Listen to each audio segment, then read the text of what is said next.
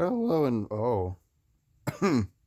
hello and welcome to X and Y Gaming Casually Competitive. Uh, Impromptu Yu-Gi-Oh? I'm not sure, but it's not a deck profile. But so far, all of the deck profiles or all of my decks have been profiled, and they've been uploaded, and you can view them. They're they're there. I'm gonna rank them all. It's like a top 10, but instead of just 10, it's like 3, 6. 8, 9, 10. It's a top 12.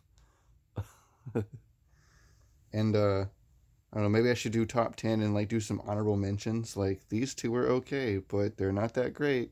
I don't know. I'll just do them all. And I'm actually going to start with number 12 is the Mako Tsunami deck because as of right now, uh they're in the mail. I've changed it already. It's going to be a dataless build. And so since I don't know how it is, I don't know how good it is. I don't know if it's any great. So the what's it called? The legendary fisherman build was not so great. So it doesn't necessarily go so very high on the list, so to say. And then next up at number 11, I am going with the Toon deck. Because as absolutely iconic as the Toons are, and as fun as it is to get a Toon rollback summon skull attack, dealing 5,000 damage, it's very highly telegraphed, seen it coming a mile away, and it just basically never works right. So that's why it's only down here at number 11. And at number 10, while I'm sure I'm going to get a lot of crap for this, I'm sorry. Hashtag sorry, not sorry. I'm going to have to give it to the Dark Magician deck. Because as absolutely fun as it is to pull off the combos for these spellcasters, it's highly inconsistent and doesn't always work right. I'm not sure how Yugi always won duels, but man, he's got definitely got that main character power going for him.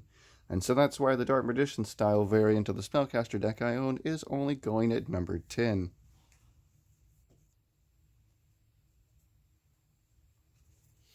And at number 9, I'm going from one Spellcaster deck to another. Okay, and while this one probably should be a little higher because, I mean, this guy is pretty boss, I don't know, man. Maybe I'm just building it wrong, and I'm sure that is definitely having something to do with it. But it's just it's not constantly getting good beaters out.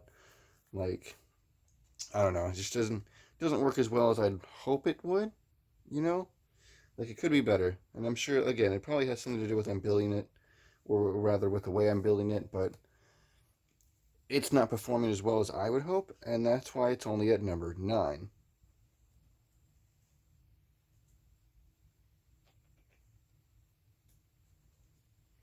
And at number 8, we're going to have to give it to the Hyper Metamorphosis variant of the Weevil Underwood deck.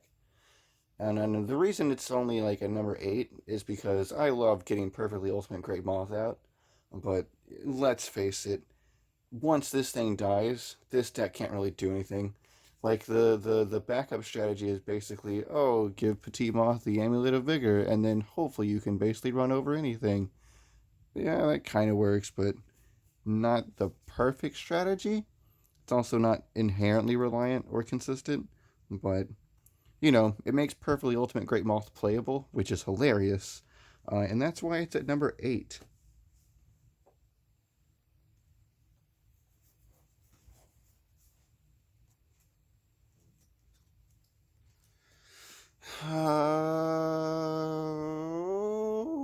I'm gonna go with number 7. Oh, I kind of want to put this a little bit higher. The deck's not entirely finished. I haven't gotten the Windstorm of Akako I've ordered. At the time of recording, it is. Get my watch in there just for some showiness. Tuesday, October 22nd, and they were supposed to have arrived on the 17th of this month, and they haven't. No, not sure where they are, but the Gravekeeper's deck is pretty good. I'm assuming when I get one Storm of Atakwa in here, it'll be a lot more consistent at keeping monsters alive. And basically, if you can get the Big Daddy Boss monster out, like he's pretty good, and I mean he does his job well, but keeping him alive and then also getting him out in the first place can sometimes be tricky. Although when it works, it is really cool. It's also really cool to have finally gotten a copy of the Necro Valley Skill Field spell card. So it's pretty good. 12, 11, 10, 9, 8. That's why it's at number 7. I'm not having any trouble keeping up with this at all.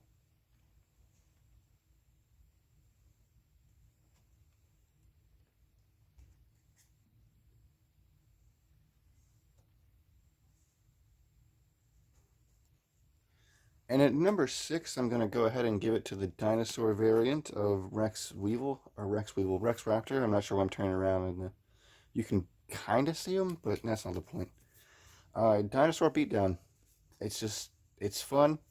I'm pretty sure I built this wrong because I think Ultra Evolution Pill demands that you summon it from your hand. From your hand, yeah. So my idea was like, oh, I'll just Gel Lizard Evolution Pill and then get out Black Tyranno wherever he is. Yeah, that doesn't work like that.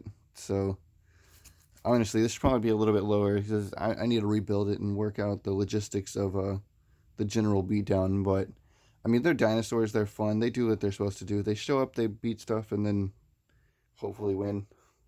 So that's why they're at 6.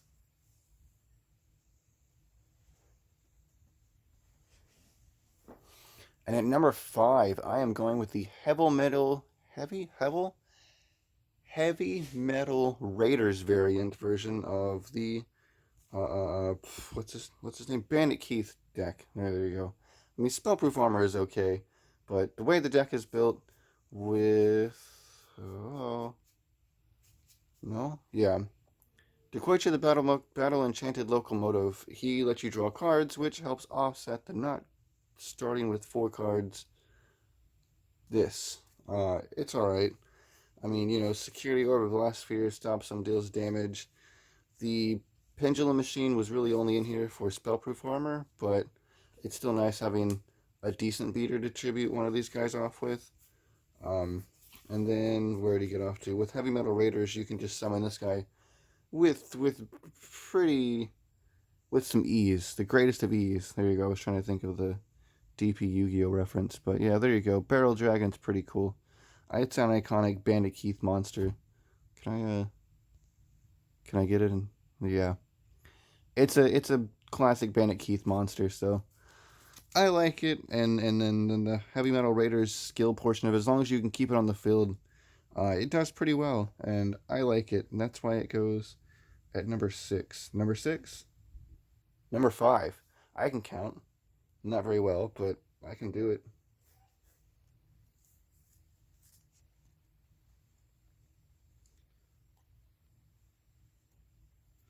Coming in at number 4, this honestly, maybe it should go below the Heavy Metal Raiders. I'm not sure. But it's my Lucky Day variant of the Warrior deck. Because, oh my goodness, I just like it. Like, I like a Warrior deck. Like, I don't know, there's something classic Yu-Gi-Oh about Warrior decks. All the traps that do stuff and then equip to stuff. Of course, you can't equip it to Gearfried. But, Command Knight is a good attack booster. Sword of Dragon Soul is a fantastic equip spell, especially in Speed Duel format. 700 attack is great. You combine that with something like Gamble, then you can basically give 1,000 attack boost to anything. And then in Gearfried the Swordmaster is just classic warrior. Oh, it's beautiful. 10 out of 10. I love this deck. The fact that you can, once per duel, choose the outcome of either Dice Rune or Graceful Dice. It's so good. I love it. Again, maybe it's not as good as Heavy Metal Raiders. And it arguably should be a little lower, but you can't go wrong with Warriors, my dude. Classic Yu-Gi-Oh!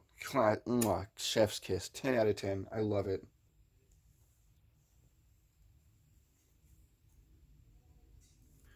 Coming in at number 3, And I'm pretty sure I'm doing this because there's three of them in the deck. I mean, you could say the same thing about Blue Eyes, but I mean, we'll get to that. But specifically, the Servants of the Fallen King variant of the Bone strategy, I mean, this really isn't that great. It's really not. Like, it's amazing and it's fun, but I would argue to say that something like Heavy Metal Raiders would probably do better than it. Maybe? I just love Skull Servants. Like, oh my god. I didn't think I would have this much fun with this deck, but I really am. I will say Spellbind Circle could probably be switched out for Itaqua. Uh, if your opponent finds a way to get the mons like they tributed or something, right? And like this just stays on the board, and that's especially in speed duels, that's awful. But as long as you can run over whatever you Spellbind Circle, that is definitely the better option to go with. But man, there is just something so satisfying when you can turn a King of the Skull Servants into a 5K beat stick, and he's just like a skeleton in a robe. Like look at him, he's wearing his little robe, and he's like, "I am your god now." It's so good. I love it. It's very satisfying. I don't really switch out for either of these two. I also like the fact that I even pulled Called Haunted. That's a fantastic card in and of itself. Although it's kind of got the same effect of like Heavy Metal Raiders, where if you do use it, you start off with two less cards, or no, one less, because you only draw three on your starting hand. But you know, it is what it is. But man, I love it, and that's why it is absolutely going at the number three spot. Coming in at number two, I'm sure anyone saw this a mile away. Dragon Caller variant of the Seto Dragon deck. I I love dragons. I love the Blue Eyes White Dragon. I love the fact that this is basically meta again. Like Blue Eyes is meta again, and I actually is according to a Vault, who he's another Speed Duel Yugi tuber. Um, I don't think Blue Eyes is very meta anymore, especially not even the Dragon Caller variant, which is kind of sad. But you know it is what it is. And then, like I said in the deck profile, these guys are just here because I pulled them and I like them. Like it's cool that I finally have this and this. If they ever make Dragon's Mirror, I think I said this already, but if they ever make Dragon's Mirror, I'll definitely run this for sure. But you know, until then, I just like it. I can play Blue Eyes, and Blue Eyes is fun again, and not like dead. Not entirely dead. He's still not the best though. He's only number two on this list, and he's only that high because of like personal bias. Honestly, like I would honestly say that, and this is probably less than the Perfectly Ultimate Great Moth deck, because this can turbo out Moth and just beat over Blue Eyes. Like yeah, Blue Eyes can do the Burst Room of Destruction, but I don't know. Something about it. Summoning dragons is very satisfying. But it's definitely not as good as what's number one, and anyone who knows me as when watching this will probably already know what it is. But without further ado, the number one spot, unabashedly, goes to Tribal Synergy variant the Amazonas Harpy deck.